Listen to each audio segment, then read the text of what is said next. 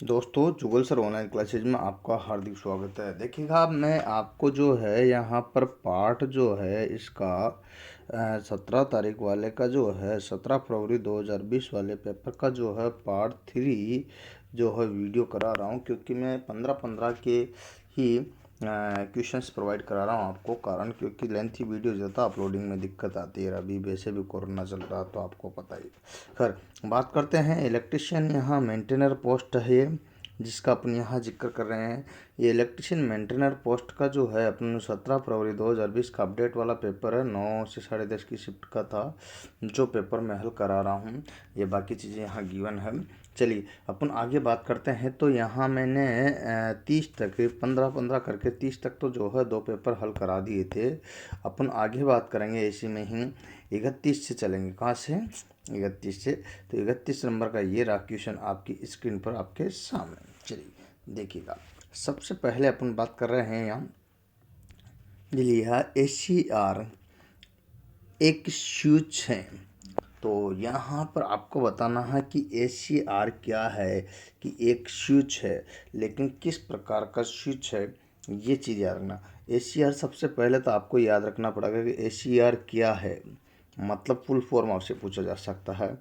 तो ये है silicon control rectifier. Silicon control rectifier है, मतलब सिलिकॉन का बना हुआ, सिलिकॉन के द्वारा नियंत्रण जो है एक निर्दिष्टकारी है जिसे ACR कहते हैं। मतलब अब ACR आप जानते हो, अच्छी तरह से आप जानते हो यहाँ कि जो परिपथ होते हैं, क्या परिपथ होते हैं, तो परिपथ की बात करते हैं तो परिपथ आपके 8 प्रकार के होते हैं। कितने प्रकार के? 8 प्रकार के। मैं यहाँ परिपथों की बात कर रहा हूँ तो 8 प्रकार के परिपथ होते हैं, जिसमें आपको पता ही होगा क्लोज सर्किट, बंद सर्किट, है ना। एक तो होता है यहाँ पर क्लोज सर्किट होता है ना, जिसका मतलब बंद होता है, ठीक है। एक होता है ओपन सर्किट, क्लोज्ड, ठीक है, क्लोज्ड ओपन सर्किट, ठीक है, शॉर्ट सर्किट, ठीक है, और लीकेज सर्किट, ठीक है, लीकेज सर्किट।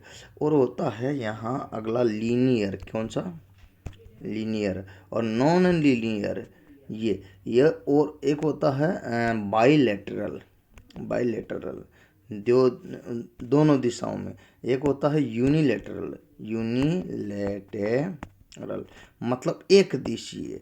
तो यहाँ ये एक दिशीय मतलब वह परिपथ जिसमें धारा केवल एक ही दिशा में प्रवाहित होती हो, उसे एक दिशीय परिपथ कहते हैं। जैसे डायोड में धारा एक ही दिशा में प्रवाहित हो रही है ना, तो इसे एक दिशीय कहते हैं। तो ये डायोड आप देख रहे हो, तो डायोड में धारा तो ये एक दिशी हुआ कि नहीं हुआ? तो यहाँ एक दिशा में। अब आप जानते हो अच्छे तरह से कि डायोड से मिलकर के कम से कम जो बात करते हैं, तो यहाँ डायोड से मिलकर के, किससे मिलकर के? डायोड से मिल कम से कम एक डायोड यहाँ हो सकता है। यहाँ पर देखिए बात करते हैं तो यहाँ कम से कम एक डायोड। देखो, हाफ वेव हो गया, एक फुल वेव रेक्टिफायर हो गया, जिसमें अपन यहाँ 2 डायोड की बात करते हैं। एक होता है ब्रिज रेक्टिफायर जिसमें 4, और एक और रेक्टिफायर होता है जिससे 3 फेज होते हैं जिसमें 6। यहाँ पर डायोड से मिलकर के, जब डायोड में धारा एक ही दिशा में है तो रेक्टिफायर में भी धारा कौन सी दिशा में होगी? केवल एक ही दिशा में। तो यहाँ पर यूँ समझिएगा कि वह परिपथ जिसमें धारा केवल एक ही दिशा में प्रवाहित होती हो, क्या कहलाता है वो? यहाँ ACR। तो ACR एक बिल्कुल सही आंसर है। अब ACR की बात करते हैं तो ACR में जो है टर्मिनल होते हैं, ठोस युक्ति एक तरह से। क्या है? ये ठोस युक्ति है। क्या है? ठोस अवस्था में पाई जाती है, तो सॉलिड स्टेट युक्ति है ना। तो यहाँ पर एक ही दिशा में ACR में जो टर्मिनल होते हैं वो 3 टर्मिनल होते हैं। कितने होते हैं टर्मिनल? 3 टर्मिनल पाए जाते हैं इसमें। 3 टर्मिनल होते हैं, लेकिन कौन कौन से होते हैं? एक तो एनोड होता है, एक कैथोड होता है, ठीक है, प्लस माइनस, और एक होता है गेट। कौन सा? द्वार। तो ये जो है इस ACR में क्या होता है, यहाँ पर जो टर्मिनल होते हैं। तो ये बात आपको समझ में आ गई होगी। चलिए नेक्स्ट बात करते हैं अपन। क्वेश्चन नंबर अगला ये रहा आपके सामने आपकी स्क्रीन पर। चलिए बात कर ठीक है दोस्तों, मैं आपको बता रहा हूँ ये क्वेश्चन नंबर जो है आप देख सकते हो 32 नंबर का जो है। यहाँ पर अपन बात करते हैं एक सिंगल फेज एसी मोटर को स्व प्रवर्तित मतलब सेल्फ स्टार्ट, प्रवर्तित का मतलब होता है सेल्फ स्टार्ट करना या चालू करना। स्व प्रवर्तित सेल्फ स्टार्ट बनाने के लिए को मुख्य वाइंडिंग से जोड़ने की आवश्यकता होती है। किसको? मुख्य वाइंडिंग से जोड़ने की आवश्यकता होती है। तो यहाँ पर देखिएगा, सेल्फ स्टार्ट बनाना है तो सेल्फ स्टार्ट में सहायक वाइंडिंग होती है और सहायक वाइंडिंग को बोलते हैं ऑक्सिलरी वाइंडिंग या फिर इसको हेल्पिंग वाइंडिंग बोलते हैं। तो ये सहायक वाइंडिंग होगी, ऑक्सिलरी वाइंडिंग होगी, और ये जो है इसी वाइंडिंग को ही तो अपन स्टार्टिंग वाइंडिंग बोलते हैं। क्या बोलते हैं? स्टार्टिंग वाइंडिंग भी कहते हैं। ये स्टार्टिंग जो वर्ड है, ये स्टार्टिंग वाइंडिंग को सहायक वाइंडिंग को तो इसकी सहायता से इसे जोड़ा जाता है। स्टार्टिंग में जो कार्य करती है वो सहायक वाइंडिंग ही करती है। स्टार्टिंग में सहायक कार्य करती तो कौन करती है? यहाँ पर ये स्टार्टिंग वाइंडिंग अर्थात सहायक वाइंडिंग ही करती है, ऑक्सिलरी वाइंडिंग ही कार्य करती है, जो कि हेल्पिंग में आती है। ठीक है, तो ये जब बात बता रहा हूँ तो आपको यहाँ पर ध्यान रखना, क्योंकि एसी मोटर में जो है एक तो स्टार्टिंग वाइंडिंग होती है सेल्फ स्टार्ट में, और यहाँ पर एक होती है रनिंग वाइंडिंग। रनिंग वाइंडिंग को मुख्य वाइंडिंग बोलते हैं। क्या बोलते हैं? रनिंग वाइंडिंग को ही मुख्य वाइंडिंग बोलते हैं। तो यहाँ पर आपको ध्यान रखना है, तो रनिंग वाइंडिंग को मुख्य वाइंडिंग बोला जाता है, जो मेन वाइंडिंग के अंतर्गत भी आती है। ठीक है, तो मेन वाइंडिंग या मुख्य का वाइंडिंग को मतलब यहाँ मेन वाइंडिंग। अब होता क्या है कि दोनों वाइंडिंग में एक तो सहायक वाइंडिंग और एक मेन वाइंडिंग के बीच में इलेक्ट्रिकली अंतर जो रखा जाता है वो 90 डिग्री का रखा जाता है। क्या आपस में एक दूसरे को कितने डिग्री पर स्थापित किया जाता है? इनको 90 डिग्री पर समकोण पर स्थापित किया जाता है। अच्छा, एक और बात बताऊं, यहाँ आपको ध्यान रखना है, समकोण का मतलब है कि ये वाइंडिंग है, मान लीजिए तो ये वाइंडिंग है। ठीक है, इसके बाद स्विच वो क्या नाम से सेंट्रीफ्यूगल स्विच वगैरह या कैपेसिटर वगैरह लगा करके आगे यहाँ पर कर सकते हैं। तो ये दोनों जो आपस में देख रहे हो, यहाँ 90 डिग्री का अंतर होना चाहिए इन दोनों के बीच में। कितने डिग्री का अंतर? 90 डिग्री का। तो यही चीज़ मैं आपको बता रहा हूँ। अच्छा, बात समझिएगा आप आपस में यहाँ पर। अब होता क्या है कि एक होता है सेंट्रीफ्यूगल स्विच। कौन सा होता है? सेंट्रीफ्यूगल। कौन सा? सेंट्रीफ्यूगल स्विच है ना। सेंट्रीफ्यूगल स्विच की अगर बात करता हूँ तो ये अपकेंद्रीय स्विच होता है, जो क्या करता है, अपकेंद्रीय स्विच है ना, ये अपकेंद्रीय स्विच जो है मोटर अपनी 70% लगभग गति पदार्थ 75% यूँ समझिएगा, 75% गति अगर प्राप्त कर लेती है तो ये स्वयं उससे हट जाता है, अर्थात स्टार्टिंग वाइंडिंग में ही हेल्प करता है। कौन से में करता? शुरुआत में ही ये हेल्प करता है। तो आप देख पा रहे हो यहाँ पर ये जिसका अपन जिक्र कर रहे हैं, तो ये था अपने हम तो समझ गए हो आप। चलिए आगे देखते हैं 33 नंबर का क्वेश्चन क्या कहता है आपसे। तो ये रहा आपका क्वेश्चन आपकी स्क्रीन पर।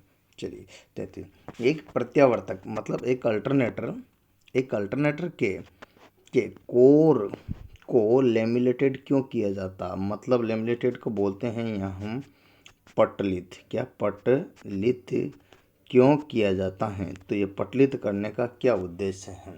तो लेमिनेटेड क्यों किया जाता है, इस बात को आपको देखना है। चलिए बात करते हैं आगे इसी क्रम में, देखिएगा ध्यान से देखना। तो इसका आंसर है, देखिएगा आप यहाँ पर भंवर धारा हानियों को कम करने के लिए, मतलब एडी करंट लॉस। कौन सा current loss? Eddy current loss को कम करने के लिए। तो एडी करंट लॉस को कम करने के लिए यहाँ जो है ये जो अल्टरनेटर होता है इसको क्या करते हैं? पटलित करते हैं। क्या करते हैं? पटलित किया जाता, लेमिनेटेड किया जाता। लेमिनेटेड का मतलब इसका जो आर्मेचर ये रोटर जो बनाया जाता है वो ऐसे बनाया जाता है, यूं यूं यूं यूं, तो ऐसे बिल्कुल जो है पटलित कर किया जाता है। तो इस कंडीशन को बोलते हैं पटलित। न कि जो आप लेप चढ़ाते हो ना, कि वही वार्निश का या फिर इसका लेप चढ़ा दिया तो उसे कुछ अलग बना दिया तो उसको पटलित बोलते हैं, वो गलत है। ठीक है, ये है पटलित। ऐसे ट्रांसफार्मर में भी जो होता है तो उसमें भी ये जो कोर होती है उस कोर को क्या किया जाता है? पतली पतली पतली पत्तियों की बनाई जाती है, इसको ही तो बोलते हैं ये क्या नाम से पटलित। तो ये पटलित जो किया जाता है वो यही कारण है। तो ये पटलित करने का उद्देश्य भौरधारा हानियों को कम करना। लेकिन अगर यहाँ पर पटलित की बात लैमिनेटेड की अगर ना आए और वो पूछे कि सिलिकॉन स्टील का क्यों बनाया जाता है, तो सिलिकॉन स्टील बनाया था क्षेत्रीय हानियों को कम करने के लिए। इसी में अगर क्वेश्चन आता कि सिलिकॉन स्टील का क्यों बनाया जाता है, तो आपको बताना था क्षेत्रीय हानियों को कम करने के लिए, क्योंकि इसका क्षेत्रीय जो गुणांक है ना वो कम होता है, इसलिए सिलिकॉन स्टील का बनाया जाता है। पर क्वेश्चन के ऊपर है। अब यहाँ लेमिनेटेड का पूछा तो बहुधारा हानियों को कम करने के लिए, ठीक है। तो ये बात आपको ध्यान रखनी है। अब तांबे को कम करना है तो तांबे की मात्रा को कम हो जाएगी, तो ताम्र हानियाँ कम हो जाएगी, ठीक है ना। तो ये चीज़ आपको ध्यान रखना है ना। और यहाँ बहुधारा हानियाँ अगर बढ़ेगी तो कब बढ़ेगी, जब लिमिटेड कम होगा या नहीं होगा, ठीक है। तो इस केस में लिमिटेड नहीं होगा तो बहुधारा हानियाँ बढ़ी जाएगी। तो ये बात आपको ध्यान, तो आंसर बिल्कुल आपका यहाँ पर ए नंबर सही है। चलिए नेक्स्ट क्वेश्चन आपका ये रहा आपकी स्क्रीन पर, ध्यान दीजिएगा। यहाँ अपना क्वेश्चन है डीसी मोटर की गति इनके किसके व्युत्क्रमानुपाती होती है। तो ध्यान रखना है, चुंबकीय फ्लक्स के व्युत्क्रमानुपाती डीसी मोटर की गति होती है। किसके, चुंबकीय फ्लक्स के व्युत्क्रमानुपाती डीसी मोटर की गति होती है। तो यहाँ फ्लक्स आपका बिल्कुल सही आंसर है। अब यह है एक्चुअल में गति का मतलब क्या होता है, एन स्पीड, और स्पीड जो है व्युत्क्रमानुपाती का मतलब होता है विलोम। विलोम का मतलब है यहाँ ई बी, ई बी का मतलब बैक ईएमएफ। यहाँ पर बात करते हैं डीसी मोटर है तो ई बी बराबर बात करते हैं तो यहाँ पर फाई, तो चुंबकीय फ्लक्स के तो विलोमानुपाती होगी है और बैक ईएमएफ के क्या होगी, समानुपाती होगी।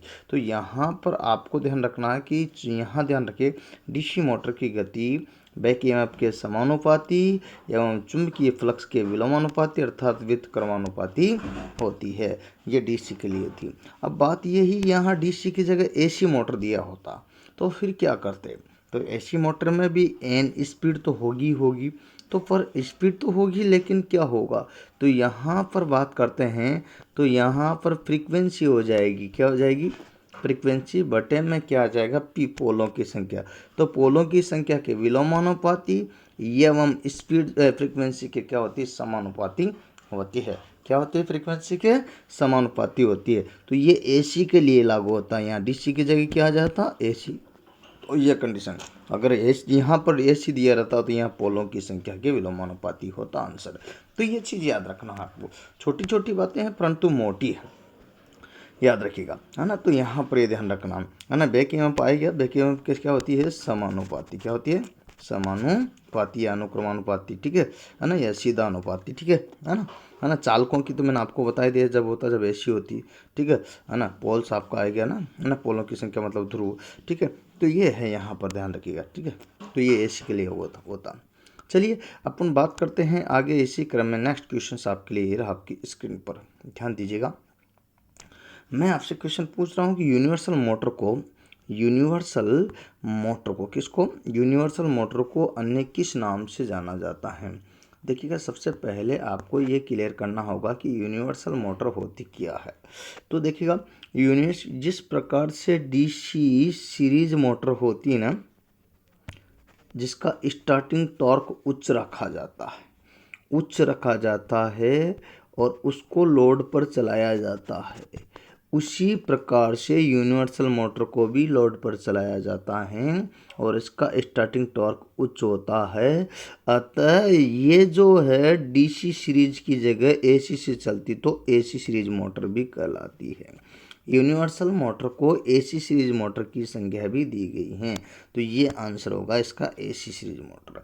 अब एसी सीरीज मोटर तो है, लेकिन यूनिवर्सल का मतलब होता सार्वत्रिक। क्या होता, सार्वत्रिक मोटर, जो कि शुद्ध हिंदी में है। अब सार्वत्रिक तो आपको क्लियर हो रहा, लेकिन आपको ध्यान रखना है ये यूनिवर्सल मोटर है, ये केवल एसी पे ही नहीं, एसी और डीसी दोनों पर कार्य करती है। एसी पे भी करती है एंड डीसी दोनों पर ही कार्य करती है। तो यूनिवर्सल मोटर एसी एवं डीसी दोनों पर कार्य करती हैं, याद रखना है। इसका प्रारंभिक टॉर्क उच्च होता है। अब आप कहोगे कि सर यूनिवर्सल मोटर के यूज कहाँ करेंगे, तो अगर उपयोग की ही बात कहें तो जहाँ पर प्रारंभिक टॉर्क उच्च हो और यहाँ पर इसका उपयोग किया जाता है, जैसे सिलाई मशीन, किस में करेंगे, सिलाई मशीन, किस में करते हैं, सिलाई मशीन में इसका यूज करेंगे। और कहाँ करेंगे, यहाँ पर टेबल पंखा, टेबल वाला छोटा जो पंखा होता है उसमें भी यहाँ यूज करेंगे। ठीक है।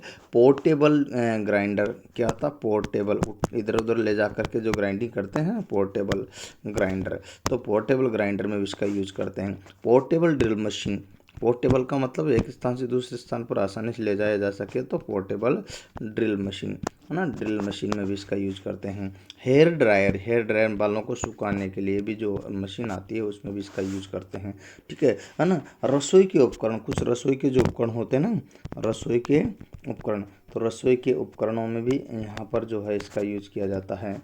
इसके अलावा आप देखोगे तो यहाँ पर जूसर, जूस वगैरह निकालते हैं ना, तो यहाँ पर आता है जूसर, क्या आता है, जूसर जो है उसमें भी आता है। सेविंग मशीन में भी इसका यूज किया जाता है, सेविंग मशीन में भी इसका यूज किया जाता है। ये यूनिवर्सल मोटर के उपयोग हैं जो आपको मैंने बताए हैं। उम्मीद है ये सारी बातें आपको समझ में आ रही होगी। बैक टू बैक चलते हैं नेक्स्ट क्वेश्चन पर आपका। यह आपका क्वेश्चन 36 नंबर का, चालक तार एवं प्रति के बीच का विद्युत रोधन प्रतिरोध कितना होता है। चालक तार एवं प्रति के बीच का विद्युत रोधन प्रतिरोध कितना होता है।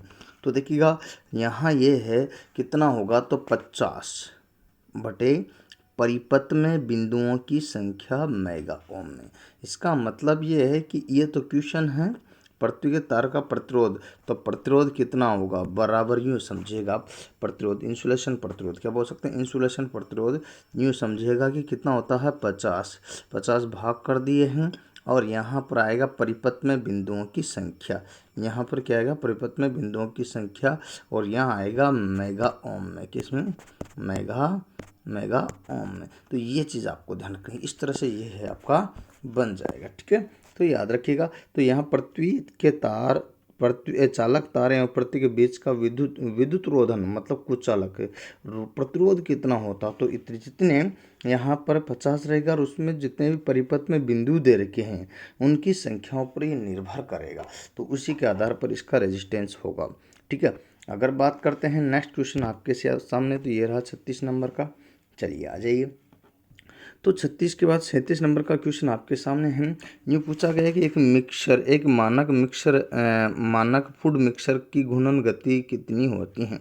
तो याद रखना यहाँ पर कितनी होती है, 3000 से लेकर के 14000 आरपीएम तक, कितनी होती है, 14000 आरपीएम तक, 3000 से 14000 आरपीएम तक मानक जो फूड मिक्सर होता है ना, उसकी घूर्णन गति जो होती है वो आपकी यहाँ पर देख सकते हो, रिवॉल्यूशन स्पीड जो होती है, आरपीएम जो होती है, यहाँ पर आपको ध्यान रखना है। तो ये इसका आंसर होगा। अच्छा, इसको इतनी गति तक आराम से घुमा सकते हैं जिससे किसी तरह से कोई दिक्कत नहीं होगी। ठीक है ना, ये चीज़ आपको ध्यान रखनी है। चलिए नेक्स्ट बात करते हैं आगे। क्वेश्चन ये रहा आपके सामने, तो ये है अगला। तो क्वेश्चन ये कहता है कि प्रत्यावर्तक रेटिंग को किस में मापा जाता है। अब आप समझ सकते हो यहाँ पर अल्टरनेटर है, प्रत्यावर्तक का मतलब अल्टरनेटर, प्रत्यावर्तक हो या ट्रांसफॉर्मर हो, क्या हो, ट्रांसफार्मर हो, प्रत्यावर्तक हो या ट्रांसफार्मर हो, उनकी रेटिंग जो है किलो वोल्ट एम्पियर में, किलो वोल्ट एम्पियर में ही मापी जाती हैं। तो देखिएगा यहाँ पर ये बिल्कुल सही आंसर है। तो अल्टरनेटर हो या ट्रांसफार्मर हो, इन दोनों की रेटिंग को किलो वोल्ट एम्पियर में मापा जाता है। अब आपके सामने क्वेश्चन ये नहीं है, क्वेश्चन ये है कि किलो वाट में किसकी मापी जाती है, तो जनरेटर की, किसकी, जनरेटर की रेटिंग को किलो वाट में मापा जाता है। आपके सामने किलो वोल्ट एम्पियर का है, किलो वोल्ट एम्पियर है ना, रेजिस्टेंस वाला है। तो किलो वोल्ट एम्पियर जो है रेजिस्टेंस, तो ये क्या है, प्रतिघाती शक्ति है, रिएक्टिव पावर। कौन सी पावर है, रिएक्टिव पावर, इसको बोलते हैं रिएक्टिव पावर। कौन सा, रिएक्टिव पावर, रिएक्टिव पावर इसको बोलते हैं। तो यूँ बोल सकते हो रिएक्टिव पावर का मतलब होता है प्रतिघाती शक्ति। कौन सी बोल सकते हैं इसको, प्रतिघाती शक्ति। तो ये आपके जो है इसका आता है प्रतिघाती शक्ति, प्रतिघाती शक्ति का आता। ठीक है, चलिए ये रिएक्टिव पावर का हो गया। अब आपके सामने बचा है यहाँ पर, ध्यान दीजिएगा, एक एक चीज़ का मैं क्लियर बता रहा हूँ आपको। तो यहाँ अब वोल्ट तो क्या है, ये तो वोल्ट मीटर के द्वारा मापा जाता है, किसके द्वारा, वोल्टमीटर के द्वारा विभव विभवांतर ईएमएफ पोटेंशियल डिफरेंस इत्यादि को मापा जाता है और वोल्टेज उसका मात्रक होता है। ठीक है, तो मैं तीनों के बारे में आपको बता दें। अब आपसे पूछा जाता है कि बैटरी की क्षमता अगर ये पूछ ले तो बैटरी की क्षमता किस में मापी जा सकती है, तो एम्पियर घंटे में या वाट घंटे में, जो कि मैंने पहले ही बताया था आपको। तो यहाँ पर है ना, यहाँ पर आपसे पूछा जाता है कि ऊर्जा खपत किस में मापी जाती है, तो ऊर्जा का kWh में, किस में, अगर यही चीज़ इसमें पूछता तो kWh में। आपसे ये पूछा जाती है कि मोटर की जो है शक्ति को किस में मापा जाता है, तो HP में, किस में, हॉर्स पावर में। अगर आपसे यही चीज़ पूछता है कि यहाँ पर देखिएगा मीटर के द्वारा ये क्या नाम से एम्पियर अगर होता तो एम्पियर जो है फ्यूज तार की रेटिंग जो किस में मापते हैं, एम्पियर में मापते हैं। तो इस तरह से कोई सा भी क्वेश्चन बन सकता है ना, क्वेश्चन कोई सा भी बन सकता है दोस्तों। तो ये चीज़ आपको ध्यान रखनी है। चलिए नेक्स्ट क्वेश्चन आपके सामने ये रहा आपकी स्क्रीन पर। तो अगला क्वेश्चन ये रहा, चलिए देखते हैं इस क्वेश्चन को क्या है इसमें। तो यहाँ पर क्वेश्चन दिया गया है कि चेतावनी चिन्ह वार्निंग सिग्नल तो की पृष्ठभूमि है ना, बैकग्राउंड किस रंग की बनी होती है। तो आपको ये बता रहा है कि चेतावनी के लिए जो चिन्ह आता है उसकी जो पृष्ठभूमि है, बैकग्राउंड, वो किस रंग की बनी होती, तो पीले रंग की। बिल्कुल सटीक और सही आंसर है, इसमें परेशान होने की जरूरत नहीं। कौन से रंग की बनी होती है, पीले रंग की, इसमें कोई कन्फ्यूजन नहीं है। तो ये पीले रंग की बनी होती है। नेक्स्ट अगर बात करते हैं तो पीले रंग की तो बनी होती है, लेकिन इससे संबंधित कुछ बिंदुओं पर और चर्चा कर ली जाए तो बिल्कुल कर ली जाए। तो यहाँ पर देखिए चेतावनी चिन्ह को अपन यहाँ पर सावधानी चिन्ह भी बोलते हैं। क्या बोलते हैं, सावधानी चिन्ह भी बोला जाता है, या फिर इसको संकेतक चिन्ह भी बोलते हैं। संकेतक चिन्ह का भी संज्ञा दी जाती है ना। इसको वार्निंग चिन्ह भी बोलते हैं। ठीक है, वार्निंग सिग्नल साइन। अच्छा, पीले रंग की जो पृष्ठभूमि होती है इसे, है ना, तो ये है। अब आपसे यही क्वेश्चन जो है ये पूछता है कि सावधानी चिन्ह की तब भी पीले रंग की, संकेतक चिन्ह की तो भी पीले की, वार्निंग की तो पीले की, और चेतावनी की तो पीले की ही आपकी जो है बैकग्राउंड इसका बना होगा। अब आपसे पूछा जाता है कि निषेधात्मक कोई दे दिया उसने, क्या दे दिया, निषेधात्मक। मान लीजिए पूछ लिया कि आत्मक चिन्ह की बैकग्राउंड पृष्ठभूमि जो है किस रंग से बनी होती है, तो आपको बताना था सफ़ेद। कौन सी, यहाँ पर सफ़ेद आंसर देना, उसमें सफ़ेद पृष्ठभूमि पर, किस पर, सफ़ेद पर। अब आपसे पूछा जाता कि नेसेसरी अनिवार्य या आवश्यक चिन्ह की, किसकी, अनिवार्य या आवश्यक चिन्ह की, या सकारात्मक की, इसको सकारात्मक भी बोलते हैं। सकारात्मक क्या बोलते हैं, सकारात्मक की पृष्ठभूमि किसकी बनी होती है, तो नीले रंग की। कौन से रंग की, नीले रंग की। अगर सकारात्मक पूछे, आवश्यक पूछे, या फिर आपकी अनिवार्य चिन्ह पूछे, तो यहाँ पर आपको बताना है नीले रंग की। कौन से रंग की पृष्ठभूमि, आपको ध्यान रखना। अब आपसे पूछे इन्फॉर्मेशन की, अगर पूछ ले कि इन्फॉर्मेशन सूचना वाले की, किसकी, सूचना वाले की पृष्ठभूमि क्या होगी, है ना, तो इन्फॉर्मेशन की बात करें तो हरी पृष्ठभूमि। कौन सी होगी, हरे रंग की पृष्ठभूमि होगी। तो ये चीज़ें आपको छोटी छोटी चीज़ें हैं जो ध्यान रखनी है। मैं एक से संबंधित सारे बिंदुओं पर चर्चा करते जा रहा हूँ, जिससे कि आपको कोई भी कन्फ्यूजन किसी भी प्रकार से ना रहे। अगला क्वेश्चन आपकी स्क्रीन पर ये रहा, देखिएगा, मरकरी वेपर। कौन सा, मरकरी वेपर लैंप में निम्न में से कौन सा प्रभाव लागू होता है, तो कौन सा प्रभाव मरकरी वेपर में लागू होता है। तो देखिएगा यहाँ पर अगर बात करते हैं तो गैस आयनीकरण प्रभाव लागू इस पर होता है। एक्चुअल में तापन प्रभाव को मतलब होता है हीट इफेक्ट। क्या होता है, मैं आपको बताना चाहता हूँ। हीट इफेक्ट, हीट का मतलब होता है उष्मा, तो इसको ही बोलते हैं उष्मीय प्रभाव। कौन सा बोलते हैं, उष्मीय प्रभाव। इसी प्रभाव को बोलते हैं थर्मोओनिक प्रभाव। क्या बोलते हैं, और इसी प्रभाव को बोलते हैं जूल का नियम। ठीक है, तो इतने सारे नाम हैं यहाँ किसके, तापन प्रभाव। अब तापन क्या होता है कि किसी भी कुंडली है, ये कोई कुंडली है और इसमें मैं यहाँ आई प्रवाहित करता हूँ, तो इसमें तो आर रहेगा। इसके कारण जो हीट उत्पन्न होगी, जूल में, तो उसे विद्युत धारा का जो है कौन सा, तापन प्रभाव कहते हैं या जूल का नियम कहते हैं। तो किसी भी कुंडली या सोलेनॉइड या कोयल में विद्युत धारा प्रवाहित करने पर उसमें उपस्थित प्रतिरोध के कारण उसमें ऊष्मा उत्पन्न हो जाती है, जिसे विद्युत धारा का क्या, तापीय प्रभाव कहते हैं। ठीक है, तापन प्रभाव कहते हैं। ठीक है, उसमें प्रभाव कहते हैं, हीट इफेक्ट कहते हैं, थर्मोओनिक प्रभाव कहते हैं, जूल का नियम कहते हैं। ठीक है, जिसपे हीटर वगैरह जो है आपके जितने भी ऊष्मक उपकरण हैं जिनके द्वारा विद्युत ऊर्जा को ऊष्मा ऊर्जा में बदला जाता है, गीजर है, केटली है, हीटर है, विद्युत इस्त्री है, यहाँ पर जो सभी के सभी जो है ऊष्मन प्रभाव पर ही कार्य करते हैं, यहाँ तक कि फ्यूज भी। ठीक है, चलिए चुंबकीय प्रभाव। चुंबकीय प्रभाव क्या होता है? ये कोई कोयल है, इसमें जैसे ही आई प्रवाहित की धारा तो कुंडली के चारों ओर चुंबकीय चुंबकीय चुंबकीय चुंबकीय चुंबकीय फ्लक्स बन जाता है, जिसे विद्युत धारा का चुंबकीय प्रभाव कहते हैं। और इसी प्रभाव पर अपना जो है, जैसे बैल है, घंटी, कौन सी घंटी है ना, तो घंटी है, डायनामो है, जनित्र है, मोटर है, अल्टरनेटर है, ट्रांसफार्मर है, सब विद्युत धारा के चुंबकीय प्रभाव पर ही कार्य करते हैं, याद रखना। गैस आयनीकरण क्या होता है? देखिएगा, इसकी बात करता हूँ तो गैसों का आयनीकरण होता है।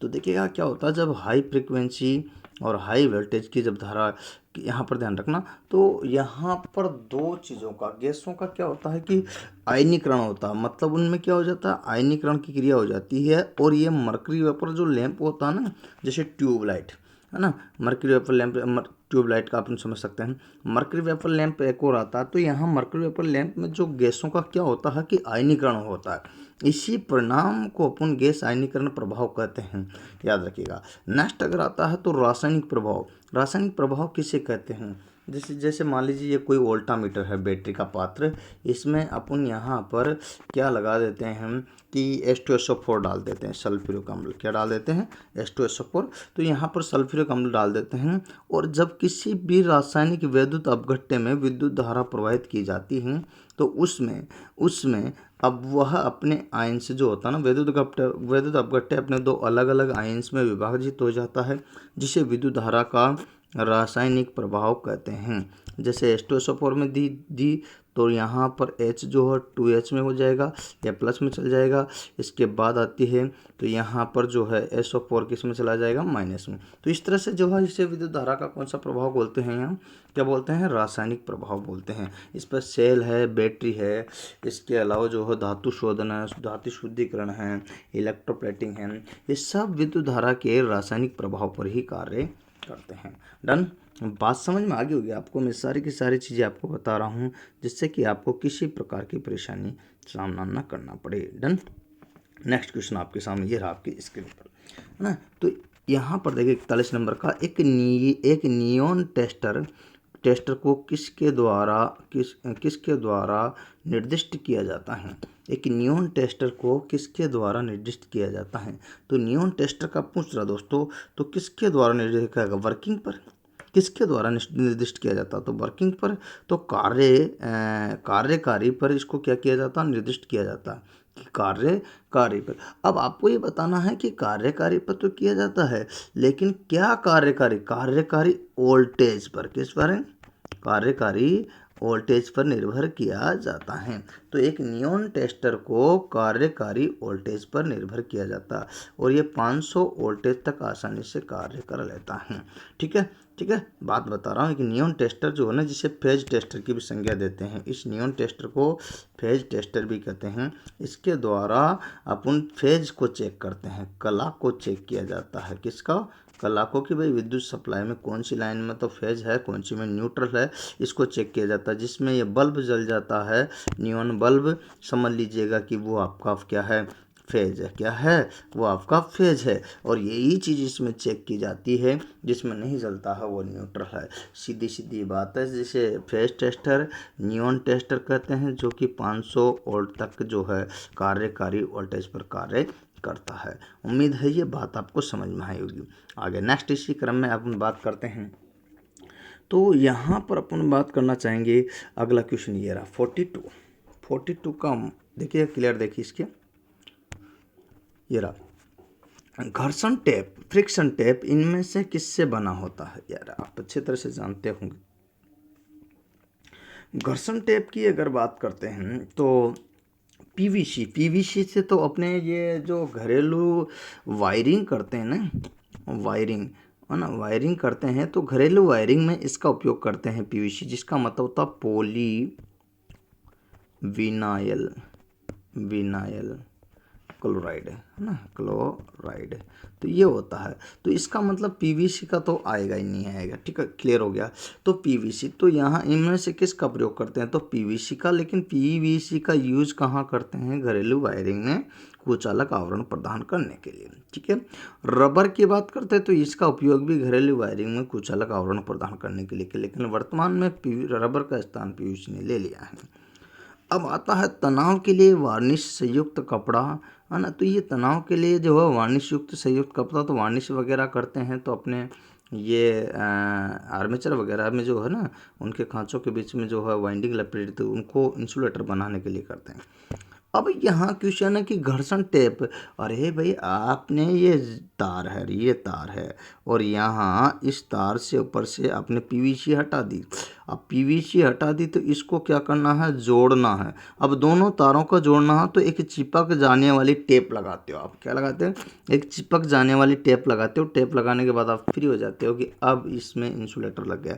तो घर्षण टेप वही है जो आप चिपकाते हो, अक्सर निकाला, तोड़ा, लगा दिया। वो आता है ना, एक ऐसी गरारी बनी हुई आती है, उसमें जो टेप लगी रहती है, तो उससे लगाया आपने तो यहाँ पर इंसुलेटेड हो जाता है। तो इसको घर्षण टेप बनाते हैं। तो घर्षण टेप में किससे बना होता, क्वेश्चन ये, आसंजक युक्त संयुक्त सूती कपड़ा। तो यहाँ पर ध्यान रखना, एक और आती है ऐसी कैसी, पूरी की पूरी वो पीवीसी भी रहती है। क्या होता है, ये घर्षण टेप ना एक पीवीसी की भी बनी होती है, एक आसंजक युक्त सूती कपड़ा की भी बनी होती है। सूती कपड़ा भी विद्युत का कुचालक होता है। अब सूती कपड़ा है लेकिन उस पर क्या लगाया गया है, यहाँ पर आसंजक युक्त संयुक्त सूती कपड़ा। मतलब आसंजक बल वो होता है जो किसी के भी लगाएंगे तो चिपक जाता, तो चिपकने में सहयोग देता तो वो आसंजक बल ही देता। जबकि ससंजक बलन वो चिपकने ही नहीं देता। जैसे पारा डालते हैं अपन बोर्ड पर तो वो गिर जाता और पता ही नहीं चलता। जबकि अपन यहाँ पर पारे की जगह अगर पानी डालेंगे तो एक परत बन जाती। यही चीज़ है। तो ये जो आसंजक बल है चिपकाने में सहयोग करता है। तो आसंजक युक्त सूती कपड़ा जो कि अपन किसी भी ये वायरिंग है और ये नंगे तार तो इसको चिपकाएंगे तो चिपक जाएगा, ठीक है, जिससे इंसुलेटर प्रदान कर देगा। तो ये बिल्कुल चौथा नंबर का आंसर सही है। नेक्स्ट क्वेश्चन आपके लिए ये रहा आपकी स्क्रीन पर, अगर देखिएगा। नेक्स्ट क्वेश्चन है 43। आपूर्ति में एसी से डीसी में रूपांतरण के लिए निम्न में से किसे एक मशीन की आवश्यकता होती है।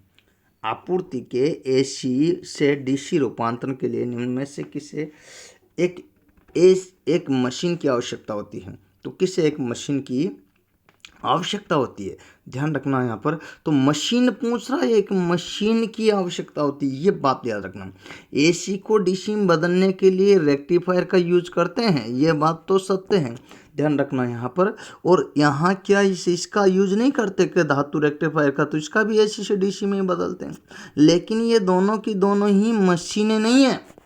मशीन आता है अपना रोटरी कन्वर्टर जो कि इन्वर्टर में लगा रहता है। किस में लगा रहता है, तो इन्वर्टर में। तो यहाँ पर देखिएगा, यहाँ एसी से डीसी में भी करता है और डीसी से एसी में भी करता है। तो एसी से डीसी में जो है क्या होता है कि ये रोटरी कन्वर्टर क्या करता है, एसी धारा आती है और उसको बैटरी चार्जिंग के लिए डीसी देता है। तो ये कार्य कौन करता है, रोटरी कन्वर्टर। और ये इन्वर्टर में लगा रहता है, ये एक मशीन है, क्या है, इसलिए इसका आंसर ये सही है। एमजी सेट तो आप जानते हो मोटर है और जनित्र है, दोनों का सेट है। तो ये तो मोटर और जनित्र तो क्या है कि मशीनें हैं, लेकिन आपके यहाँ पर एसी मशीन भी है, डीसी मशीन भी है। लेकिन यहाँ पर मोटर जनित्र के द्वारा तो क्या करते हैं अपन, या तो विद्युत ऊर्जा को यांत्रिक ऊर्जा में या यांत्रिक ऊर्जा को विद्युत ऊर्जा में बदला जाता है, याद होगा आपको। तो इसलिए ये तो होगा ही नहीं, मोटर जनित्र सेट तो रहा। ये दोनों इसलिए नहीं है क्योंकि ये भी सही, ये भी सही, परंतु ये दोनों युक्ति है, डिवाइस है। क्या है, डिवाइस। अब डिवाइस कोई चीज़ है, अब आप डिवाइस की अगर बात करते हैं तो डिवाइस तो डिवाइस ही रहेगा, युक्ति तो युक्ति रहेगी।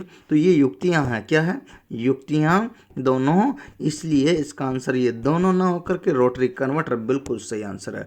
परेशान होने की जरूरत नहीं है, ठीक है। नेक्स्ट क्वेश्चन आपके सामने ये रहा आपकी स्क्रीन पर। चलिए आगे बात करते हैं। तो एल्बो इनमें से किसके लिए उपयुक्त होता है। तो एल्बो देखिएगा किसके लिए उपयुक्त है। पहले आपने देखा होगा छोटे छोटे बंकन होते हैं ना, बंकन, उनके लिए, छोटे बंकन के लिए, शॉर्ट बैंड के लिए एल्बो का प्रयोग करते हैं।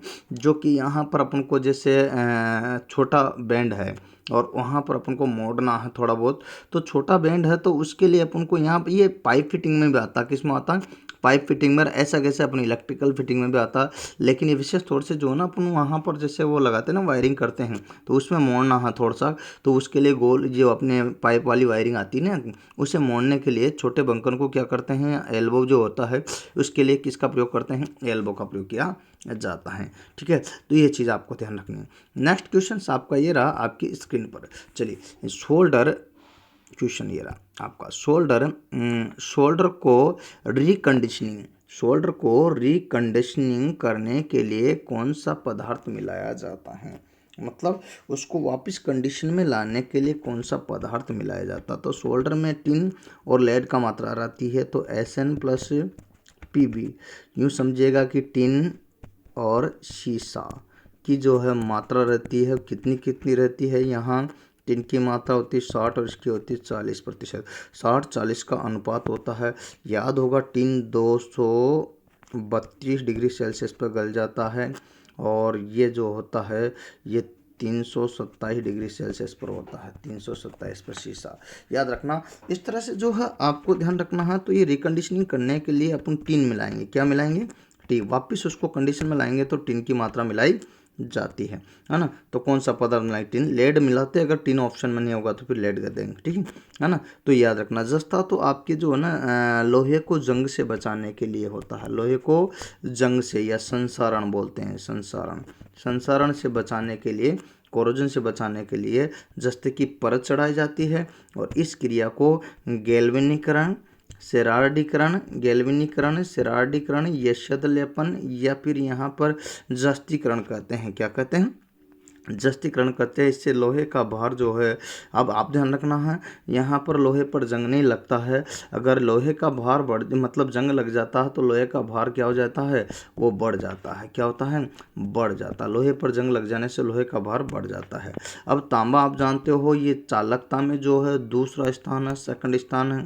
1083 का डिग्री सेल्सियस तापमान होता, गलनांक होता है और यह तांबक चालकता में और उपयोगिता में सेकंड स्थान रखता है जनाब। और यहाँ पर बात करते हैं तो इसमें ये तन्य होता है, आघात वर्धनीय होता है, विद्युत का चालक होता है, निम्न प्रतिरोध होता है, ये सारे गुण इसमें हैं। चांदी के बाद सेकंड स्थान रखता है, ये पहला स्थान चांदी का होता है चालकता में। तो ये सारी की सारी बातें मुझे लगता है आपको समझ में आ रही होगी दोस्तों। तो आपको याद रखना है ये जितना भी वीडियो मैं आपको बना रहा हूँ इसको अपने दोस्तों को, अपने मित्रों को ज़्यादा से ज़्यादा शेयर करो। क्या करोगे, ज़्यादा से ज़्यादा शेयर करो, है ना, ठीक है, ध्यान रखना। और शेयर के बाद इसको लाइक करो, सब्सक्राइब करो, ये तीनों चीज़ें आप प्लीज़ प्लीज़ प्लीज़ ज़्यादा से ज़्यादा अपने दोस्तों को भेज दीजिएगा।